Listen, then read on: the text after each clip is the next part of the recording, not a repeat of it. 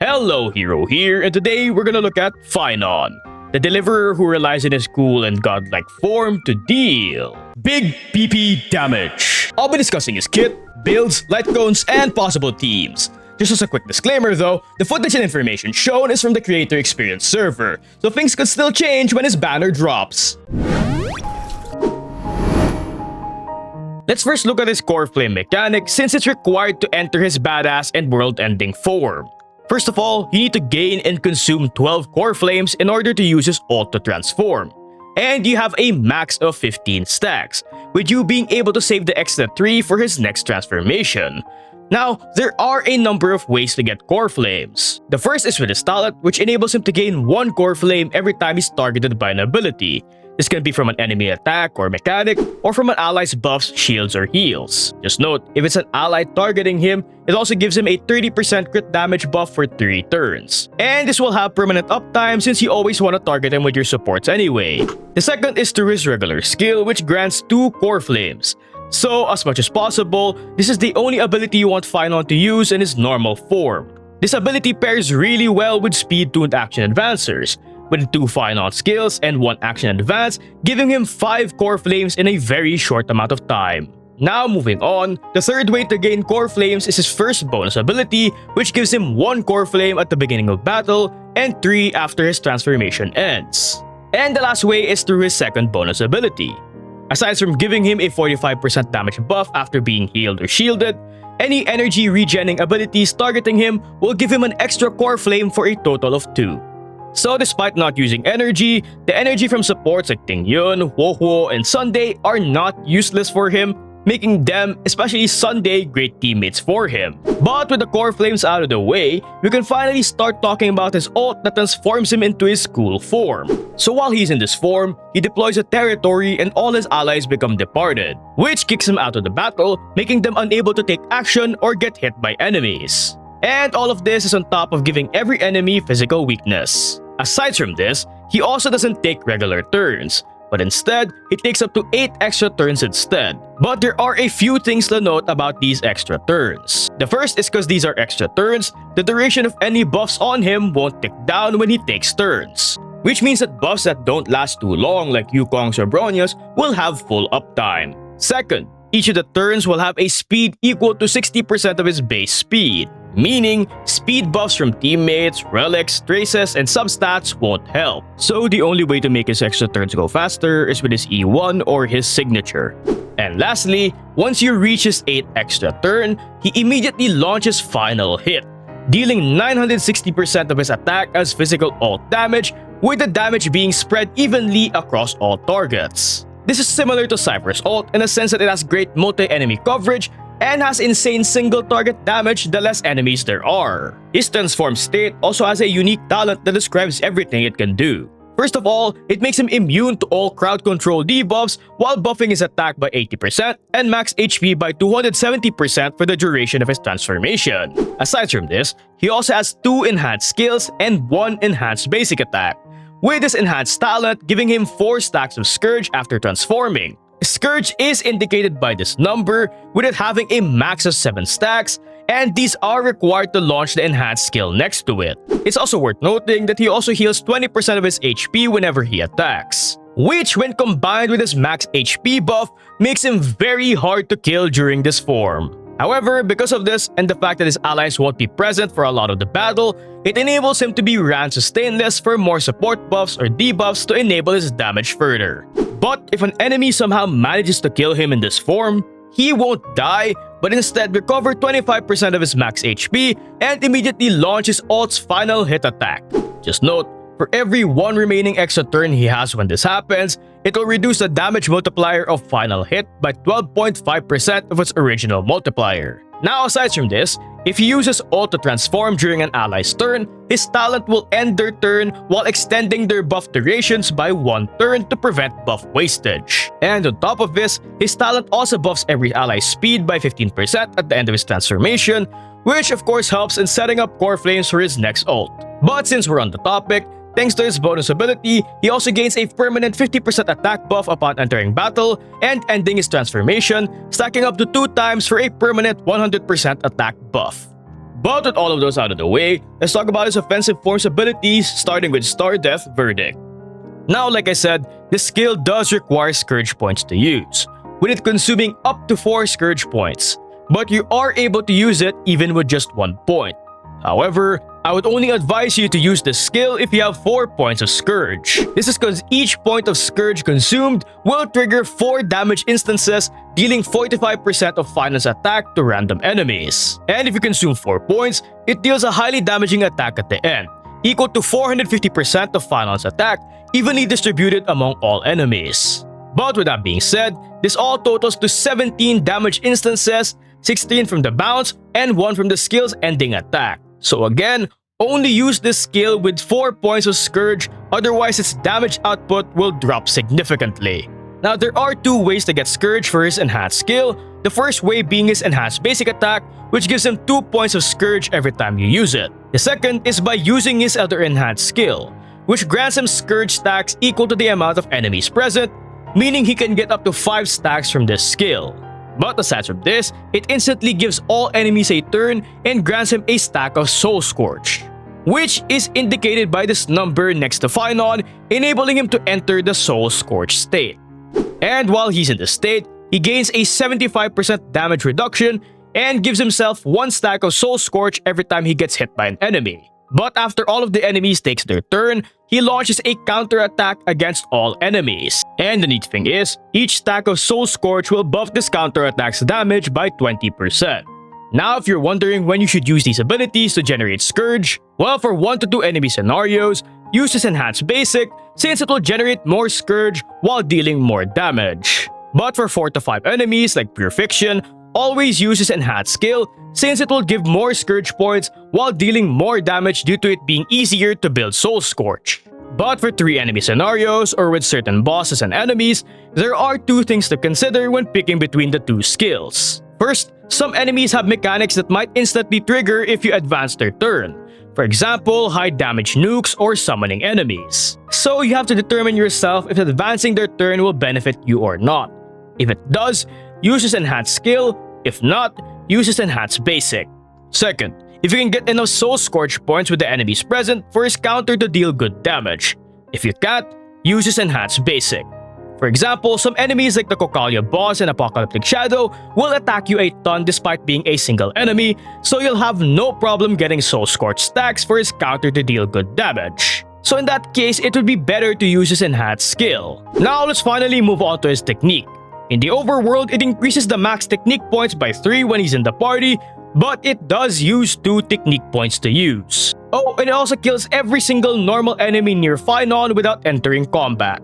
But in combat, it deals an AoE equal to 200% of Phainon's attack at the start of each wave, while giving him 2 Scourge for his enhanced form, 1 skill point, and 25 energy for every party member. But the neat thing is, this technique enables units like Robin to get her ult turn 1 or Sunday to get his ult before his first action advance. As for ability prio, level up his skill first, then his basics, then his talent, and finally his ult. Now he pretty much uses all of his kit, so you'll have to level up everything.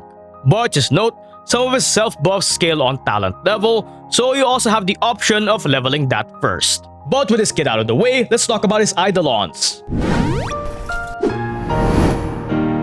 His E1 buffs his crit damage by 50% for 3 turns after using his ult, while increasing his speed for his transform state, with it now inheriting 66% of his base speed. But this increases by 1.5% for every enemy defeated in battle, going from 66% all the way to 84%, which is permanent by the way. Now, cause cycles do still tick down while he's in his transform state, it's a huge buff for Pure Fiction runs, while making it a bit easier to zero cycle MOC with him, while his E2 gives him a 20% physical respan, and it also gives him an extra turn after consuming 4 Scourge for his enhanced skill. If you're only doing a combo of 2 enhanced basics into a Scourge enhanced skill, this gives him up to 4 additional turns. But if you start to consider his counter skill, you could get more depending on the enemy count. As for his E4, it gives him an extra stack of Soul Scorch when using his counter enhanced skill. And finally, his E6 removes the stack cap on Core Flames while allowing him to start with 6 at the start of combat. Aside from this, It also allows his Scourge Enhanced skill to deal 36% of its total damage as true damage to the enemy with the highest HP. With our Eidolons out of the way, let's talk about Lightcones. Phainon's Gorgeous Signature buffs his base speed by 12, gives him an 18% def ignore, and after ulting, gives him Blazing Sun until the start of his next turn, which increases his damage by 60%. The base speed of course helps him get his turns way faster in his transformed state, which just like his E2, does help in a lot of cycle-based game modes like Pure Fiction. And the neat thing is, with speed boost in this LC, it puts him at 136 speed, which is perfect for a double action advancer setup with Bronya and Sunday. Aside from this, it's just a really big damage buff for him. But with that being said, his best free-to-play alternative will be On the Fall of an Aeon for up to a 64% attack buff just by attacking with Phainon, and a 24% damage buff when breaking an enemy. But it does fall off a bit if you're using an attack buffer like Robin or Ting Yun, cause he already gets a lot of attack on his kit and relics. Now weirdly enough, Clara's signature also works for him. Not only does it give a huge attack buff, but it also gives a huge damage increase until his next turn when he gets hit. But the neat thing is, because he uses extra turns in his transformed state, this Cone's damage buff will have full uptime during his whole transformation. Dan Heng's signature also works for crit rate and attack buffs since he does use his enhanced basic a lot during his transformed state. But his energy regen is useless for Phainon, and just like On the Fall of an Aeon, it can give diminishing returns if you're using an attack buffer. As for 4 stars, the new BP Cone is pretty good since it gives crit rate while buffing his ult and skill damage. But just like most BP cones, it's expensive and takes a while to get copies of. Aside from this, Under the Blue Sky for its crit rate and attack buffs, and Nowhere to Run for its massive unconditional attack buff are all pretty good 4-star options as well if you don't have any of the light cones I just mentioned. But with his light cones out of the way, let's look at possible relics. It's pretty much made for him. He's able to keep full uptime of its buffs during his transformation, and it's the biggest attack buff from a relic he can get. But just note, due to how much attack he can get, it can give diminishing returns if you end up running attack buffers in your team as well. But aside from this, Scholar is pretty great as well for bonus crit rate and buffing the damage of his skills and his final hit attack. But sadly, it doesn't buff his enhanced basics. Boxing is also usable with its 10% damage buff and its permanent 25% attack buff being easily obtainable since Phainon gets hit a lot during his ult. But again, due to all the attack you can get, this set can also give diminishing returns. And lastly, Genius can work with its 20% def ignore, which is pretty rare in a lot of his teams, with it being a decent option if you have a signature or plan to run him with an S1 Cypher. As for planar sets, his best option is the new Arcadia of Woven Dreams set, with it giving a 9% damage buff for every additional or missing ally in the field, giving up to a 36% damage buff. And due to him being alone in his transformation, he can easily get its full buff. So it's pretty much tailor-made for him, but sadly it's only coming in version 3.4 so you can't pre-farm for it yet. So with that in mind, you can also use Rotalion for its crit rate, basic, and skill damage buffs. But just note, it doesn't buff his final hit attack, while Glamour for 12% attack and damage buff at 135 speed, or Space Sealing Station for its attack buffs can also work. And weirdly enough, the Bone set also works, since he has a lot of HP during his transformation, which allows him to get his crit damage buffs. Any of these can work as temporary options until you have a good Arcadia set, so just pick whichever one has the best substats. But with his possible relics out of the way, let's talk about stats. Looking at his stats and traces, he has an average base attack of 582 and a low base speed of 94, with his traces giving him 37.3% crit damage, 12% crit rate, and 5 speed, which puts him at 99 speed. But he has a lot of self-buffs. He gains 45% bonus damage when being healed, 30% crit damage when targeted by an ally's ability, 15% speed after his transformation ends, 270% HP during his transformation, and up to 180 bonus attack from his talent and bonus ability. So make sure to consider all of that when building. For main stats, you want a crit chest, speeder attack boots, an attack rope, and a physical damage orb. For the chest, crit rate is preferred since he does get a lot of crit damage from his kit and best supports like Sunday, Bronya, or Sparkle. But if you don't have any of them, a crit damage chest can become viable. For the boots, attack boots is a good option if you want bigger numbers and plan to run him at base speed with hyperspeed action advancers or high speed supports. However, the downside is he already gets a ton of attack, so the bonus from attack boots will get diluted. While speed is a good option to help him get more turns for core flame generation, especially when paired with speed-tuned action advancers. It's also worth noting that if you're using his signature, speed boots will place him at 136 speed. As for substats, it's fairly simple. You want to focus on speed first, then crit rate, then crit damage, and finally attack. Now for crit damage, a minimum of 150% to 180% crit damage is a good goal because his best teams do have a lot of crit damage buffers. But if you don't have a crit damage buffer like Sunday, Sparkle, or Bronya, it's not a bad idea to get more. As for crit rate, I recommend getting as close to 100% crit rate as you can in order to properly take advantage of all the offensive buffs and crit damage you can get from his kit and teammates. As for attack, it depends on the setup you're running. If you plan to invest in speed, 2,000 to 2,500 is pretty good. But if you only plan to use him at base speed, around 2,500 to 3,000 attack is a good goal. Just note, he does already get a lot of attack, so you can get away with less depending on your setup. Now, despite speed being useless during his transformation, it's still beneficial to give him some in order to give more consistency to his core flame generation, especially if you don't have an action advancer. But with that in mind, you have two options. The first is base speed to focus more on offensive stats if you plan to run him with a hyperspeed action advancer like Sparkle and other high speed buffers. Just note, if you run the setup, depending on your buffers, you'll have to rely more on enemies and his teammates to help him build his core flames instead of himself. While the second option is to speed tune him depending on the number of action advancers you have. If you plan to use him with only one of either Sunday or Bronya, you can give him 135 speed. But if you're gonna run him with both, you can give him 136 speed while giving Bronya 134 and Sunday at 135.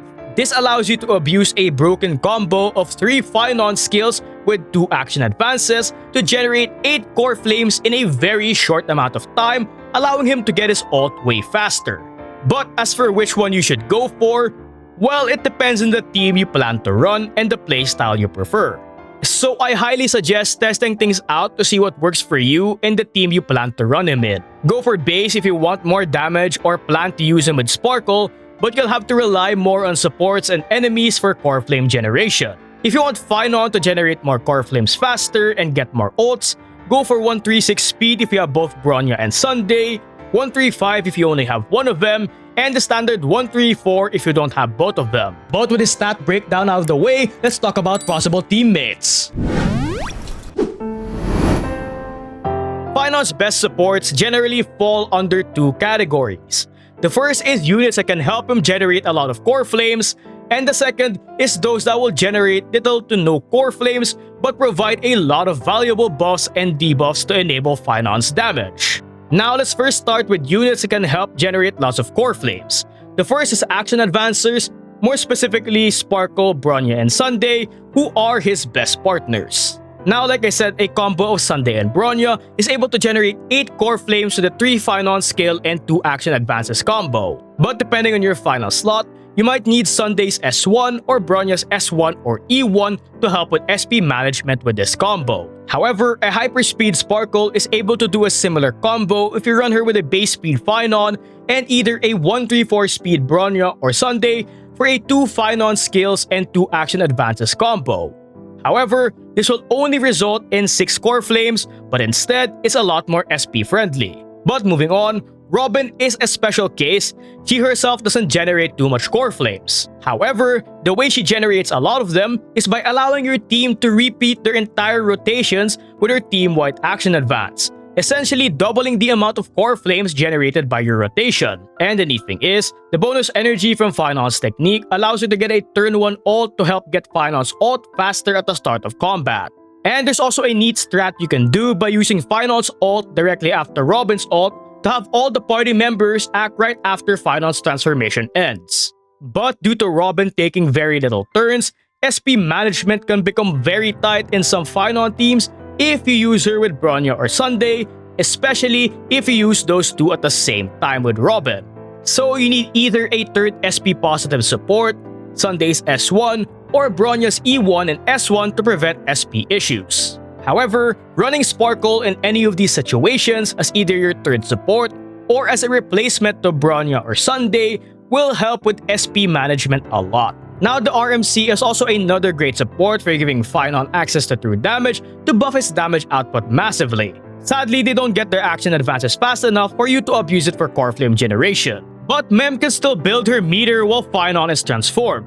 So more often than not, you can immediately advance Phainon's turn with the RMC right after his transformation ends to help set up his next ult. Now, aside from action advancers, units that give energy like Wohwo, Tingyun, and Sunday again also generate tons of core flames, with their ult being able to give 2 stacks due to Phainon's bonus ability. This makes Sunday Phainon's best teammate to the point that I have to mention him twice, because not only can he buff him massively and provide action advances, he's also the best unit for generating a lot of core flames for Phainon. While Tingyun is an extremely good budget support with decent buffs who can spam her skills and ult pretty often, allowing her to spam DDD, which helps stack more core flames for Phainon.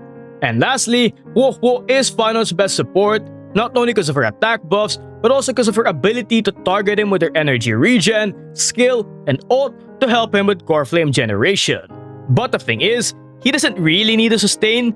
He can keep himself and his teammates alive no problem as long as he gets his ult fast enough so the enemies can't kill his supports. Meaning, it's much more beneficial to bring another support for damage amping or core flame generation. But if you really want to run him with a sustain, other than Wohwo, you can run Link since she's able to target him with her skill and ult while providing a taunt to make enemies hit Phainon more. And as usual, the Chad Gallagher is a decent option if you're having trouble with SP management. Now, for supports that generate little to no core flames for Phainon, this consists of supports like 3B, Ruan Mei, Yukong, and lastly, Cypher. Now, despite these units' weaker core flame generation, they can compensate for it with buffs and debuffs like Respens and Defense Shreds that are pretty rare in Phainon comps.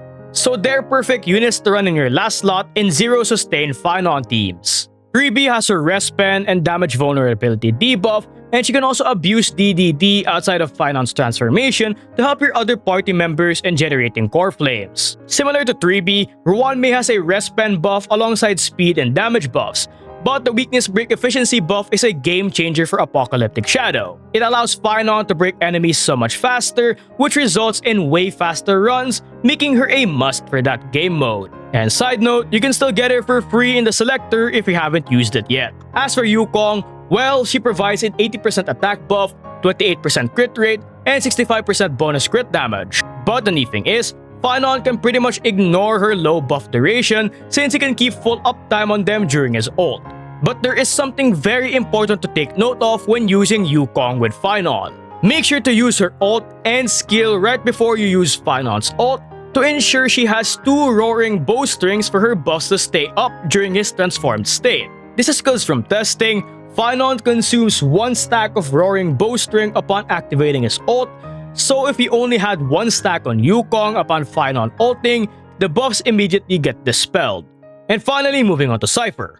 Not only is she able to make up for Phainon's downtime by using her ult, she's also extremely SP positive, making her a great fit in a lot of SP hungry Phainon teams to make SP management way smoother.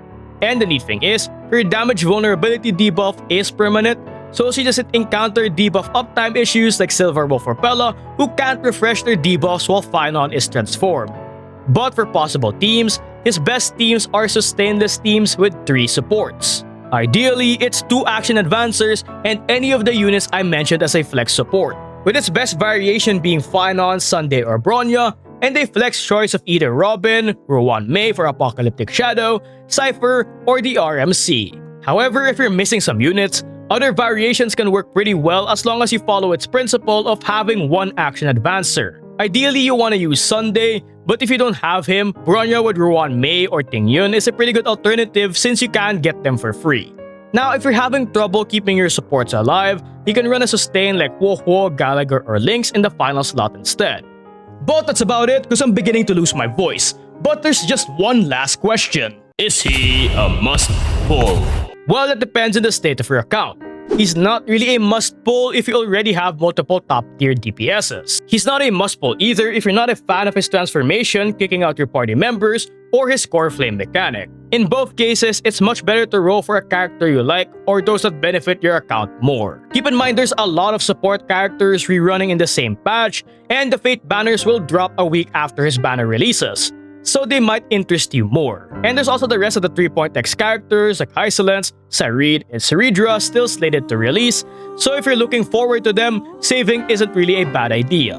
However, he is a definite must-pull if you need a good DPS for your account. He is a very fun and unique unit that deals a lot of damage with his extremely cool transformation. So you can't really go wrong with pulling for him because he's a fantastic DPS who'll definitely be able to carry you through the game's hardest content, no problem. But at the end of the day though, if you like Phainon, pull for him, and if you don't, well don't. Personally, despite how much I like Kevin, I'm gonna prioritize getting Saber and her LC first just cause I'm a huge Fate nerd. I mean, come on, look how adorable our Lion King Arthur is. But make sure to tell me what you think about him in the comments below, and don't forget to hit me with a like and a sub. Now, onto the showcase. Hopefully you enjoy, and please forgive my skill issue, I'm terrible at this game.